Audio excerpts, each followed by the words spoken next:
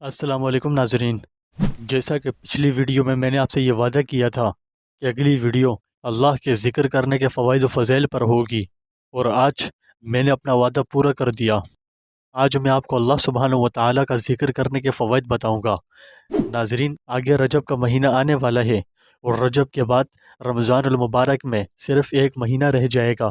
اس حوالے سے میں آپ کو یہ بتانا چاہتا ہوں کہ انشاءاللہ اس چینل پر میں آپ کو ایسے ایسے وظائف دوں گا جن پر عمل کر کے رمضان المبارک تک، بلکہ اس سے پہلے ہی آپ اپنی زندگی بدل لیں گے اور خوشحال ہو جائیں گے۔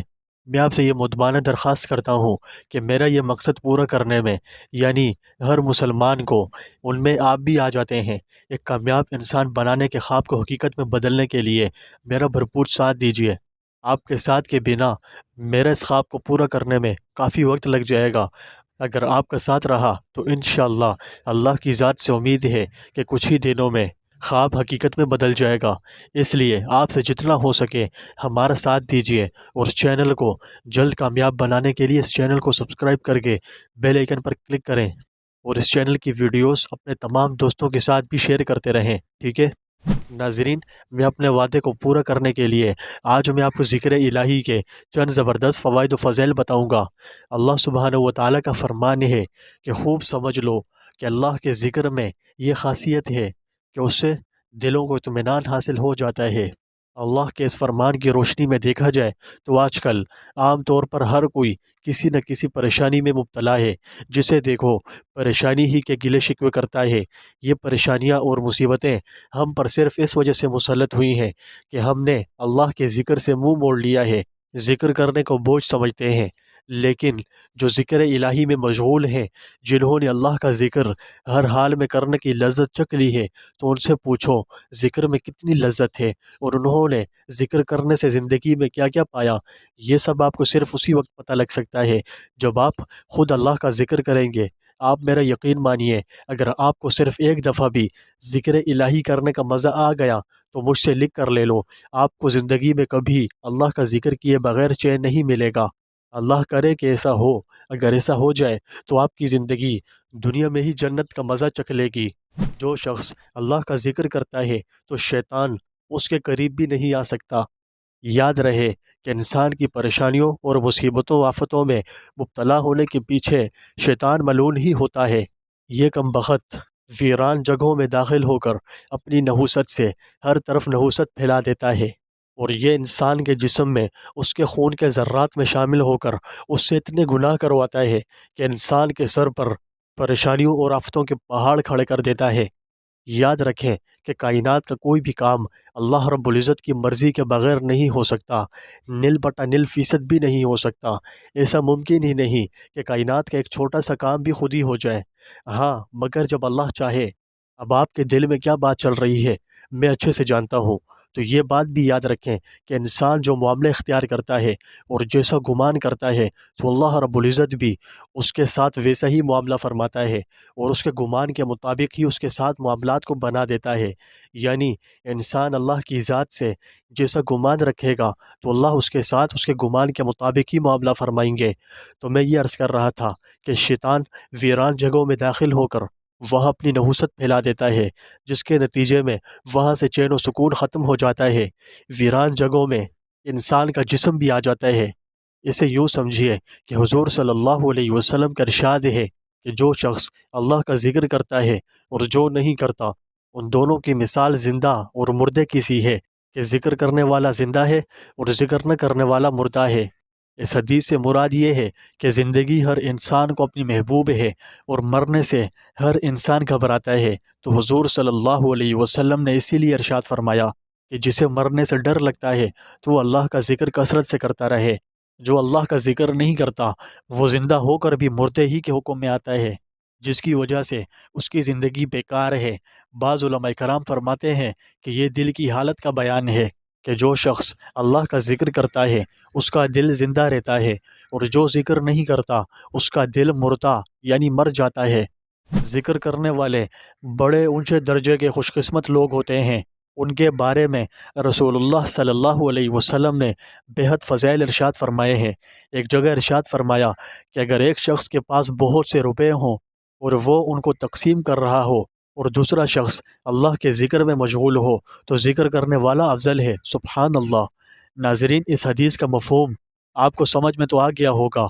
دراصل حضور صلی اللہ علیہ وسلم نے ہمیں ایک بہت ہی پیاری مثال دے کر یہ سمجھانے کی کوشش کی کہ ایک طرف بہت پیسے والا ایک مالدار اور دولت مند شخص ہو اور وہ اپنی دولت اللہ کے راستے میں خوب خرچ کر رہا ہو۔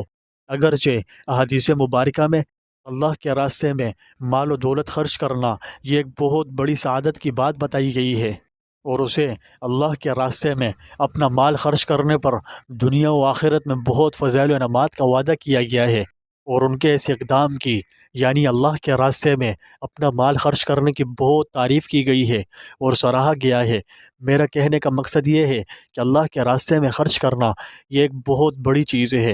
حضور صلی اللہ علیہ وسلم کے ارشاد کے مطابق اللہ کے راستے میں خرچ کرنا کتنی ہی بڑی چیز کیوں نہ ہو، لیکن اللہ کی یاد اس کے مقابلے میں بھی افضل ہے۔ اور پھر کس قدر خوش نصیب ہے وہ مالدار جو اللہ کے راستے میں اپنا مال بھی خرچ کرتے ہیں اور اللہ کا ذکر کرنے کی توفیق بھی نصیب ہو جائے۔ ایک حدیث میں آتا ہے کہ اللہ کی طرف سے بھی روزانہ بندوں پر صدقہ ہوتا رہتا ہے، اور ہر شخص کو اس کی حیثیت کے مطابق کچھ نہ کچھ عطا ہوتا رہتا ہے، لیکن کوئی عطا اس سے بڑھ کر نہیں کہ اس کو اللہ کے ذکر کی توفیق ہو جائے۔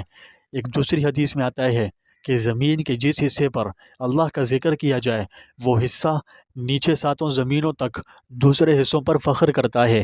حضور صلی اللہ علیہ وسلم کے ارشاد گرامی ہے کہ جنت میں جانے کے بعد اہل جنت کو دنیا کی کسی چیز کا بھی قلق و افسوس نہیں ہوگا بجز اس گھڑی کے جو دنیا میں اللہ کے ذکر کے بغیر گزر گئی ہو۔ اس حدیث کا مفہوم یہ ہے کہ جب بندہ جنت میں جائے گا، جنت میں جانے کے بعد جب یہ منظر سامنے ہوگا کہ ایک دفعہ اس پاک نام کو لینے کا اجر و ثواب کتنا زیادہ مقدار میں ہے کہ جس کی مثال پہاڑوں کی ہے کہ پہاڑوں کے برابر مل رہا ہے، تو اس وقت اس اپنی کمائی کے نقصانات پر جس قدر بھی افسوس ہوگا وہ تو ظاہر ہے۔ کچھ ایسے خوش نصیب بندے بھی ہیں جنہیں دنیا بغیر اللہ کے ذکر کے اچھی ہی نہیں لگتی۔ حافظ ابن حجر لکھتے ہیں کہ یحییٰ بن معاذ رازی رحمۃ اللہ علیہ اپنی مناجات میں کہا کرتے تھے کہ یا اللہ، رات اچھی نہیں لگتی مگر تجھ سے راز و نیاز کے ساتھ، دن اچھا نہیں معلوم ہوتا مگر تیری عبادت کے ساتھ، اور دنیا اچھی معلوم نہیں ہوتی مگر تیرے ذکر کے ساتھ، اور آخرت بھلی نہیں مگر تیری معافی کے ساتھ، اور جنت میں لطف نہیں مگر تیرے دیدار کے ساتھ۔ ایک بزرگ فرماتے ہیں کہ میں نے جرجانی رحمۃ اللہ علیہ کو دیکھا کہ وہ ستو پھانک رہے ہیں۔ میں نے پوچھا یہ خشکی پھانک رہے ہو؟ کہنے لگے کہ میں نے روٹی چبانے اور پھانکنے کا جب حساب لگایا تو چبانے میں اتنا وقت زیادہ خرچ ہوتا ہے کہ اس وقت میں ایک آدمی 70 مرتبہ سبحان اللہ کہہ سکتا ہے، اس لیے میں نے پچھلے 40 برس سے روٹی کھانا چھوڑ دی اور ستو پھانک کر گزر کر لیتا ہوں۔ حضرت ابو ہریرہ رضی اللہ تعالیٰ عنہ اور حضرت ابو سعید رضی اللہ تعالیٰ عنہ دونوں صحابی اس کی گواہی دیتے ہیں کہ ہم نے حضور صلی اللہ علیہ وسلم سے سنا، حضور صلی اللہ علیہ وسلم ارشاد فرماتے تھے کہ جو جماعت اللہ کے ذکر میں مشغول ہو، فرشتے اس جماعت کو سب طرف سے گھیر لیتے ہیں اور سکینہ ان پر نازل ہوتی ہے، اور اللہ سبحانہ و تعالیٰ ان کا تذکرہ اپنی مجلس میں فخر کے طور پر فرماتے ہیں۔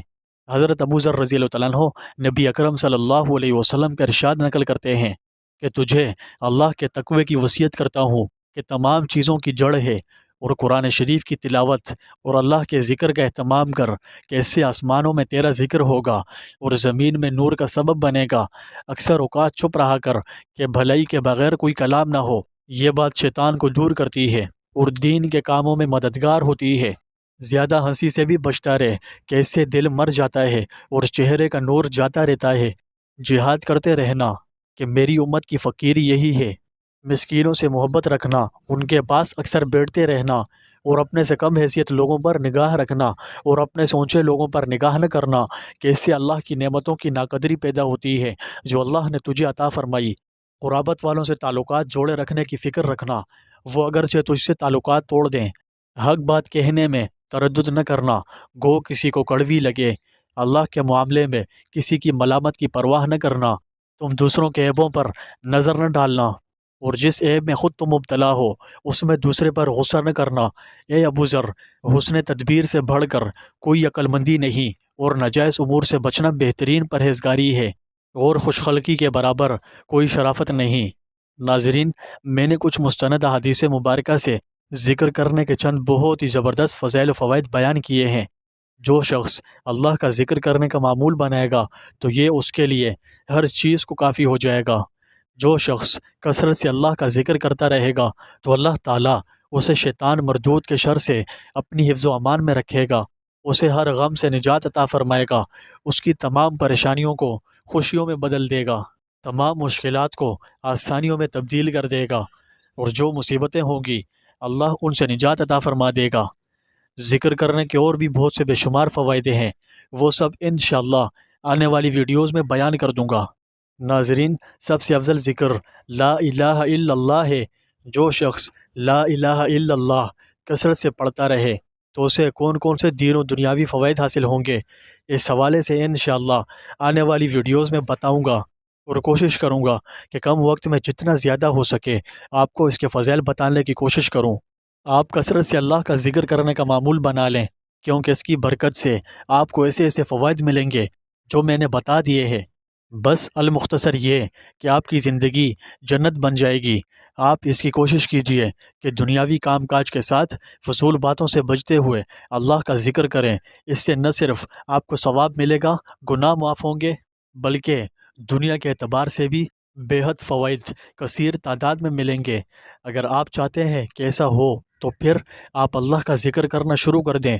میں اللہ کا ذکر کرنے کے مزید فضائل بھی آنے والی ویڈیوز میں بیان کر دوں گا۔ اپنی کاوش سے اور اللہ کی توفیق سے میں آپ کو ذکر کرنے والا بنا دوں گا۔ اگر ایسا ہوا تو آپ کو تو فائدہ پہنچے گا ہی، ساتھ ہی مجھ خطا کار کے لیے بھی کچھ سامان آخرت بن جائے گا۔ اللہ ہمیں ان سب باتوں پر اخلاص کے ساتھ عمل کرنے کی توفیق عطا فرمائے۔ یہ تھا آج کا عمل۔ امید ہے میری آج کی ویڈیو آپ کو اچھی لگی ہوگی۔ اگر تھوڑی سی بھی اچھی لگی تو ویڈیو کو لائک کریں۔ آپ اپنے لیے یا اپنے کسی عزیز کے لیے خصوصی دعا کروانا چاہتے ہیں تو بھی کومنٹ سیکشن میں اپنا پورا نام لکھ کر ہمیں کومنٹ کریں۔ انشاءاللہ ہم آپ کے لیے خصوصی دعا کا اہتمام کریں گے۔ اس ویڈیو کو صدقہ جاریہ سمجھتے ہوئے اپنے تمام دوستوں کے ساتھ بھی لازمی شیئر کر دیں۔ اور اگر آپ نے میرے اس چینل یعنی آزمودہ وظائف کو سبسکرائب نہیں کیا تو پلیز کر دیجئے۔ میں اس چینل پر آپ کے لیے ایسی ہی اچھی اچھی ویڈیوز لاتا رہتا ہوں۔ اگلی ویڈیو تک کے لیے مجھے دیجیے اجازت۔ اللہ حافظ۔